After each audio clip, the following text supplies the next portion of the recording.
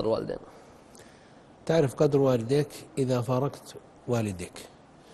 إذا جاك خبر مفاجئ أحسن الله عزاك في أبيك وفي أمك تقوم قيامتك.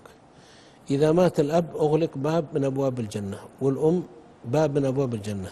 أنا عندي تغريدات في الأم بقولها سريع، لأن الأم لها 3/4 الحق. أمي أكبر وأنا في عينك صغير، أنت كبير عند الناس إلا أمك، فأنت طفل حتى تشيب وتموت، تلاحقك بالدموع، ترى تبكي لفرحك وتبكي لحزنك، وترى قلبها عندك. فأسأل الله أن يثيب أمهاتنا خير. أقرب الطرق إلى الجنة أن تنزل عند قدم أمك. القدم. الأم والأب الوحيدين اللي دخلت عليهم فألغي الألقاب والمناصب، عندك ليس لك اسم ولا شيء، أنت مجرد خادم. أرجو من أي وزير أو أمير أو شيخ أو تاجر أو داعية يدخل على أمه وبيه يلغي الألقاب، ترك خادم. وأرجو أنك تستاذن إذا دخلت أمك هل تجلس ولا لا. ومن عنده منكم وقت وجد فرصة يقبل قدم أبيه وقدم أمه فالله يأجر خير، والله الجنة عند أقدام الأمة. ترى أقرب الطرق أن تقبل القدم، تقبله.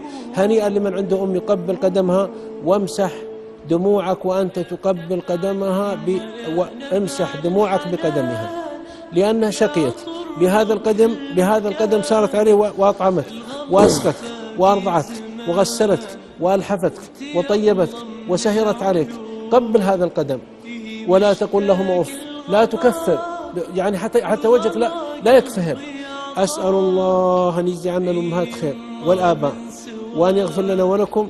وهنيئا لمن بقي عنده أب وأم يصبح الصباح على الكف بقبلة، وإن استطاع على القدم، فهذا يوم سعيد في حياتك. ترى رسالة بدعاء من الأم يفتح الله لك كل الأبواب من الرزق والخير والعطاء. يا إخوة، أرجو أن تسمعوا هذا الكلام، وأن نتوجه الآن إلى أمهاتنا بالبر وبالدعاء. أسأل الله سبحانه وتعالى أن يجزيهم عنا خير الجزاء، ويجعلنا بارين برا بهم.